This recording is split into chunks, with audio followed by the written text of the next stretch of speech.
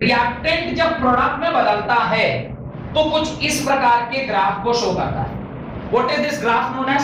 This is a graph of energy versus proceeding of a reaction या rate of reaction बोलते हैं। What is this graph? इसको जरा ध्यान से समझिए। Energy versus rate of reaction, rate of reaction या proceeding of reaction. Actually proceeding of reaction है, रेट तो नहीं, प्रोसीडिंग। ये कह रहा है कि यहां पर आपका क्या है?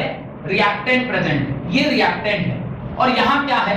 प्रोडक्ट है। Reactant is converting into what? Reactant is converting into product. जब कभी भी रिएक्टेंट प्रोडक्ट में बदलेगा, एक ऐसी स्थिति इसको अचीव करनी होगी जिसको हम बोलते हैं इंटरमीडिएट स्टेट। इसको क्या बोलते हैं? Intermediate state. इंटरमीडिएट स्टेट मतलब ऐसा स्टेट जहां पे ये हाईली अनस्टेबल होता है और उस क्षण पर वो बहुत कम समय के लिए रहता है। ये स्टेट, इंटरमीडिएट स्टेट जो है, इसको बोलते हैं हाईली अनस्टेबल स्टेट, और ये बहुत कम समय के लिए कोई भी रिएक्शन अचीव करता है। ये दो बातें ध्यान रखिएगा। इंटरमीडिएट से रिलेटेड दो वर्ड है, एक तो ये बहुत कम समय के लिए वहां पे पहुंचता है, और दूसरा इस टाइम पे ये काफी अनस्टेबल होता है। अनस्टेबिलिटी का रीजन क्या होता है? मैं आपको जब से केमिस्ट्री पढ़ा रहा हूं, कुछ लोग 8 से पढ़ रहे हैं, कुछ लोग 9 से पढ़ रहे हैं, जब से मैं केमिस्ट्री पढ़ा रहा हूं आपसे मैं हमेशा कह रहा हूं कि अल्टीमेटली केमिकल रिएक्शंस का मेन पर्पस है स्टेबिलिटी। अगर वो स्टेबल नहीं होगा तो कोई भी केमिकल रिएक्शन में नहीं जाएगा। ठीक है, क्लास 11 पूरा केमिकल बॉन्डिंग इसी कॉन्सेप्ट पे हमने पढ़ाई किया है कि कोई भी रिएक्टेंट प्रोडक्ट में तभी बदलता है जब वो देख रहा है कि मैं यहां जो हूं वहां जाऊंगा तो ज्यादा स्टेबल होगा। आप आज जो इतनी मेहनत कर रहे हैं, 12th का एग्जाम देंगे, नीट देंगे, आईआईटी देंगे, अल्टीमेटली फॉर व्हाट? पापी पेट। पापी पेट। कल को अगर आप कोई बड़े इंस्टीट्यूट में जाएंगे, वहां पे अच्छे से पढ़ाई किए, याद रखिएगा कंडीशन है, स्टार मार्क। कल को जब आप अच्छे इंस्टीट्यूट में जाएंगे, एनआईटी, आईआईटी, कोई लोग मेडिकल से होंगे तो एम्स, और गवर्नमेंट जो कॉलेजेस होते होंगे नीट से जो जाते हैं, वहां पहुंचने के बाद अगर ईमानदारी से पढ़े, देन आपको अच्छी नौकरी मिलती है, और उस अच्छी नौकरी से अच्छा पैकेज, और पैसा लेकर अल्टीमेटली करते क्या है? स्टेबिलिटी। अब आपकी जो इच्छाएं हैं, वो वाली नहीं जो तुम्हारे मन में चल रही है, वो वाली इच्छाएं जो जनरली एक आम आदमी की होती है। एक अच्छा घर हो, एक अच्छी गाड़ी हो, एक आध नौकर हो घर में, एक सुंदर सी बीवी हो, जिसकी बीवी हो और जिसकी गर्लफ्रेंड ही रह जाए तो अलग बात है, पर किसकी बीवी हो, और फिर बाल बच्चे हो एक आध, उसके बाद सुखमय जीवन उसका चले। This is all the criteria of stability जो हम लोग अपने मानव जीवन में, मटेरियलिस्टिक जीवन में लोग देखता है। ये ना स्टेबिलिटी है। आप एस्पायर करते हैं कि मेरे पास ये वाली गाड़ी होती, मेरे पास ये वाला बंगला होता, मैं यहाँ रहता, मैं इतने जमीन का मालिक होता, मैं इतने पास मेरे बैंक बैलेंस होते। ये इनिशियल फेजेस ऑफ लाइफ में टिल 30, 35, 40 आपके मन में ये सारी इच्छाएं होती है, और उसके बाद जब ये सारा चीज आप अचीव कर लेते हैं, उसके बाद आप ज्ञान देते हैं इन सब चीजों में क्या रखा है। रियल तो जो मजा है वो तो पूजा पाठ में है। गीता और रामायण तो सारा मजा ले लिए और उसका अलग ज्ञान दे। खैर छोड़िए। तो ये जो रिएक्टेंट है ये प्रोडक्ट में तभी बदलता है जब ये देखेगा कि मैं यहां से जब यहां पहुंचूंगा तो मैं स्टेबल हूं। इस स्टेबिलिटी को पाना इतना आसान नहीं है। दुनिया में कोई भी चीज जो आपको स्टेबल बनाने वाली है वो कभी भी आसान नहीं। आपको अगर आईआईटीएन होना है तो आपको मेहनत करना पड़ेगा, उतना मेहनत जितना कि आप इस अनस्टेबिलिटी वाले रीजन को क्रॉस करने के लिए चाहिए। ये जो बैरियर है, ये जो पहाड़ है, इस पहाड़ को क्रॉस करने के लिए जितना एनर्जी चाहिए उतनी एनर्जी आप नहीं लगाओगे तो एक अटेम्प्ट में क्या, दोनों अटेम्प्ट में नहीं होगा।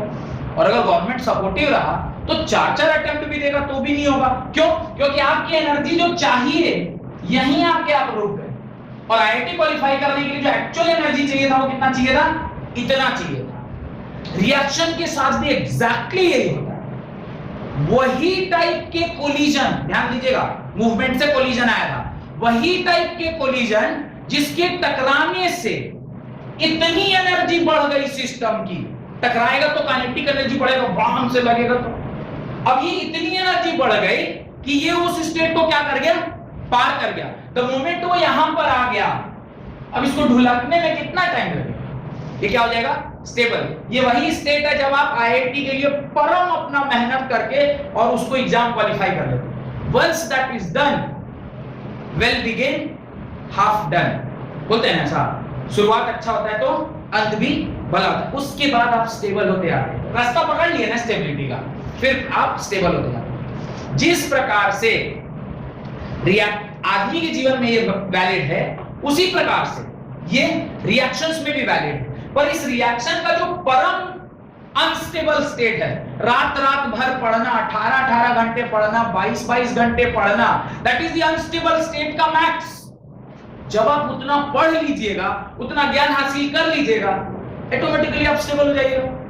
रिएक्शन भी उतना एनर्जी अचीव कर लिया तो ऑटोमेटिकली वो स्टेबल हो जाएगा। पर उतना एनर्जी स्टेबल करने के लिए एनर्जी बढ़ानी होगी ना, और जब भी सिस्टम की एनर्जी बढ़ती है वो अनस्टेबल हो जाता है। अभी बोला ना, सिस्टम की एनर्जी बढ़ेगी तो वो अनस्टेबल होगा। इसी अनस्टेबल स्टेट को अचीव करना और फिर प्रोडक्ट में चेंज होना, इसी को बोलते हैं इंटरमीडिएट। वर्ड इंटरमीडिएट क्लियर हुआ? इंटरमीडिएट रिएक्शन के टर्म्स में क्या, इंटरमीडिएट आपके जीवन में भी, अभी भी आप लोग जिस स्टेट में हैं, इंटरमीडिएट अचीव करने वाला स्टेट है। क्लास 12th माने इंटरमीडिएट में ही है आप, इसलिए लोग इंटरमीडिएट बोलते होंगे इसको शायद। इस तरफ 10th, उस तरफ कॉलेज। अच्छा कॉलेज जाने के लिए आपको अपने आप को हाईली अनस्टेबल स्टेट में ले जाना होगा। अगर उस परम एनर्जी को आप पा लिए, परम अनस्टेबल स्टेट को पा लिए, तो उस तरफ चाहे एम्स में पढ़िएगा, चाहे आईआईटी में पढ़िएगा, कि एनआईटी में पढ़िएगा, कि गवर्नमेंट पढ़िएगा। समझ में आ रहा है? तो कहीं ना कहीं ये जीवन से हमारे बहुत ज्यादा ताल्लुकात रखता है। तो मैकेनिज्म जो मैं बोल रहा था, मैकेनिज्म नहीं, फॉर्मेशन ऑफ इंटरमीडिएट जो बोल रहा था, वो वर्ड मेरे ख्याल से आप लोगों को क्लियर हो गया। What is the concept of formation of intermediate. लिखना स्टार्ट करिए।